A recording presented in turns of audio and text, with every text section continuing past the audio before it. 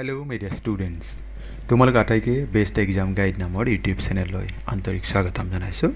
আজি আমি এই ভিডিওতে क्लास 6 समाज विचित्रा माने समाज विज्ञाনৰ যেটো মূল পাঠ্যপুথি তাৰে 6 নম্বৰ পাঠ ইতিহাস লিখনত সময় গণনা উৎস আৰু ভাৰতবৰ্ষ এই পাঠটিৰ লগত জড়িত যিখিনি পাঠভিত্তিক প্ৰশ্ন আছে আৰু অতিৰিক্ত কিছু প্ৰশ্নৰ উত্তৰ আমি এই ভিডিওত আলোচনা কৰা হ'ব।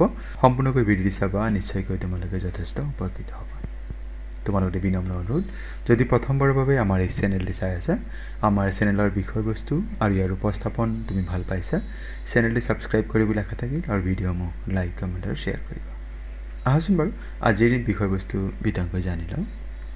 আজিৰ প্ৰথম প্ৰশ্ন দিয়া আছে অনুশীলনী 1ৰ 51 নম্বৰ পৃষ্ঠা দিয়া আছে। শংকৰদেৱৰ জন্মৰ চনৰ পৰা আৰম্ভ হোৱা বৰ্ষপঞ্জীখনক কি বুলি জনা যায়? ইয়াৰ উত্তৰ দিয়া হৈছে শংকৰদেৱৰ জন্মৰ চনৰ পৰা আৰম্ভ হোৱা বৰ্ষপঞ্জীখনক শংকৰাব্দ বুলি জনা যায়। দ্বিতীয়তে ভাস্কৰাব্দৰ আৰম্ভণি কোনজন ৰজাৰ ৰাজ অভিষেকৰ বছৰৰ পৰা লোৱা হৈছে? ভাস্কৰাব্দৰ আৰম্ভণি কুমাৰ ভাস্কৰ বৰ্মন ৰজাৰ ৰাজ অভিষেকৰ বছৰৰ পৰা আৰম্ভ হৈছে। তোমালোকে নিশ্চয় সকলোৱে জানা যে কুমাৰ ভাস্কৰ বৰ্মন বংশৰ এগৰাকী বিখ্যাত সম্ৰাট আছিল। মুছলমানসকলৰ পৰম্পৰাগত বৰ্ষপঞ্জীখনৰ নাম কি? মুছলমানসকলৰ পৰম্পৰাগত বৰ্ষপঞ্জীখনৰ নাম হৈছে হিজৰী। গ্ৰেগৰিয়ান বৰ্ষপঞ্জীৰ আৰম্ভণিৰ বছৰটো কোনজন বিশেষ ব্যক্তিৰ জন্মৰ পৰা গণনা কৰা হয়? গ্ৰেগৰিয়ান বৰ্ষপঞ্জীৰ আৰম্ভণি বছৰটো যীশু খ্ৰীষ্টৰ জন্মৰ পৰা গণনা কৰা হয়। এক দশক বুলিলে কি বুজোৱা? এক দশক বুলিলে 10 বছৰীয়া এছুৱা সময়ক বুজায়। 10 বছৰ সময়, এই সময়খিনিক এক দশক বুলি কোৱা হয়। 1000 বছৰক একেলগে বুজাবলৈ কোনটো শব্দ ব্যৱহাৰ কৰা হয়? 1000 বছৰক একেলগে বুজাবলৈ সহস্ৰাব্দ ব্যৱহাৰ কৰা হয়। আৰু যদি কয় 100 বছৰক বুজাবলৈ তেন্তে শতাব্দী শব্দ ব্যৱহাৰ কৰা হয়। ইতিহাস আৰু কাহিনীৰ মাজত কি পাৰ্থক্য আছে? আমি নিশ্চয় সকলোৱে জানো যে ইতিহাস বেলেগ আৰু কাহিনী বেলেগ হয়। তেনে কি পাৰ্থক্য আছে এবাৰ আমি জানিবৰ চেষ্টা কৰিছো। ইতিহাস হৈছে অতীতৰ ঘটনাৰ বাস্তৱ ভিত্তিৰ ওপৰত নিৰ্মিত জ্ঞান আৰু কাহিনী হৈছে গল্প বা বিনোদন বা কলাত্মক উপাদান। ইতিহাস কি হয়? বাস্তৱ ঘটনাৰ ওপৰত, কিন্তু কাহিনী কি হৈছে কল্পবিজ্ঞান, সেইটো বাস্তৱত নঘটিব পাৰে।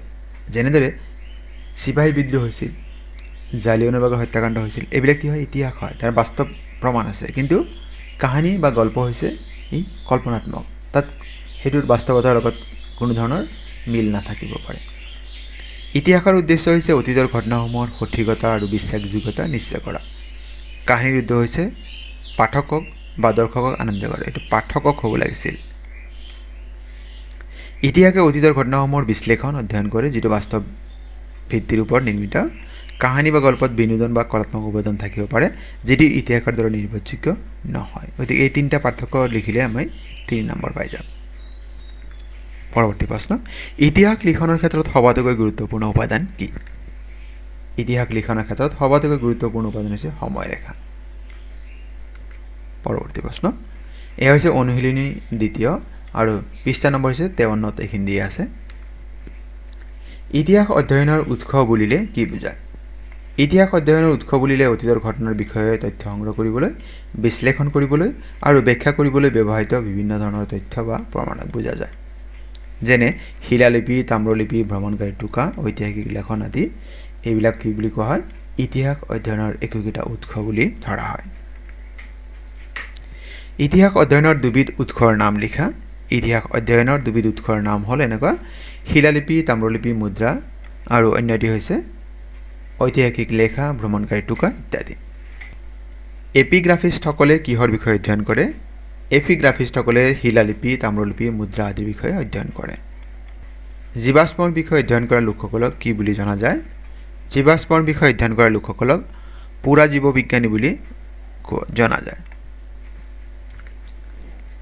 নৃতত্ত্ববিদসকলে কিহৰ বিষয়ে অধ্যয়ন কৰে?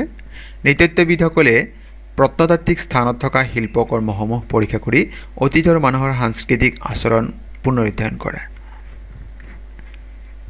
ইতিহাসবিদসকলে উৎসসমূহৰ সত্যতা কিদৰে নিৰূপণ কৰে? ইতিহাসবিদসকলে অতীতৰ কোনো ব্যক্তি যুদ্ধ বিদ্ৰোহ আদিৰ বিষয়ে অধ্যয়ন কৰোঁতে বিভিন্ন উৎসৰ পৰা তথ্য সংগ্ৰহ কৰি প্ৰথমতে সেইবোৰৰ তুলনা কৰি চায়। কেতিয়াবা এটা উৎসই আনটো তথ্যক সমৰ্থন কৰে আৰু কেতিয়াবা সম্পূৰ্ণ বিপৰীত তথ্য পোৱা যাব পাৰে। গতিকে কোনটো তথ্য অধিক গ্ৰহণযোগ্য তাক থিৰাং কৰিবলৈ ইতিহাসবিদসকলে সেই সময়ৰ আন উৎস বিচাৰিবলগীয়া হয়।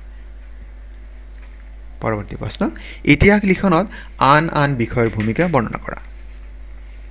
ইতিহাস লিখনত আন আন বিষয়ৰ তলত উল্লেখ কৰা ধৰণৰ সহায় কৰে। প্ৰত্নতাত্ত্বিকসকলে আদিম লোকসকলৰ বিষয়ে তথ্য উদ্ঘাটনত আগভাগ লয়। নৃতত্ত্ববিদসকলে প্ৰত্নতাত্ত্বিক স্থানত থকা শিল্পকৰ্মসমূহ পৰীক্ষা কৰি অতীতৰ মানুহৰ সাংস্কৃতিক আচৰণ পুনৰ অধ্যয়ন কৰে। পুৰাজীৱবিজ্ঞানীসকলে জীৱাশ্মৰ বিষয়ে অধ্যয়ন কৰে। লিপিবিদসকলে প্ৰাচীন শিলালিপিৰ পৰা তথ্য উদ্ঘাটন কৰে। সাহিত্য আৰু ভাষাৰ বিশেষজ্ঞসকলেও ইতিহাস লিখনত অৰিহণা যোগায়। পৰৱৰ্তী প্ৰশ্ন, অনুশীলনী ৩ পৃষ্ঠা নম্বৰ ৫৫। ইয়াত প্ৰশ্ন দিয়া আছে, তলৰ প্ৰশ্নবোৰৰ উত্তৰ দিয়া। সপ্ত সিন্ধু বুলিলে ভাৰত উপমহাদেশৰ কোনটো অঞ্চলক বুজোৱা হৈছিল? ঋগ্বেদত ভাৰত উপমহাদেশৰ উত্তৰ পশ্চিম অঞ্চলটোক সপ্ত সিন্ধু বুজোৱা হৈছে। এই সপ্ত সিন্ধু যিটো শব্দ আছে ইয়াৰ অৰ্থ হৈছে ৭খন নদীৰে গঠিত ভূমি। পৰৱৰ্তী প্ৰশ্ন, ভাৰত উপমহাদেশ বুলিলে বৰ্তমান কোনটো অঞ্চলক বুজায়?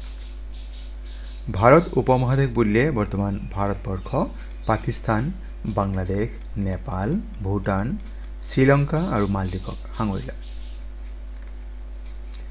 অশোকে মানে সম্ৰাট অশোকে ভাৰতক বুজাবলৈ শিলালিপিত কোনটো শব্দ ব্যৱহাৰ কৰিছিল?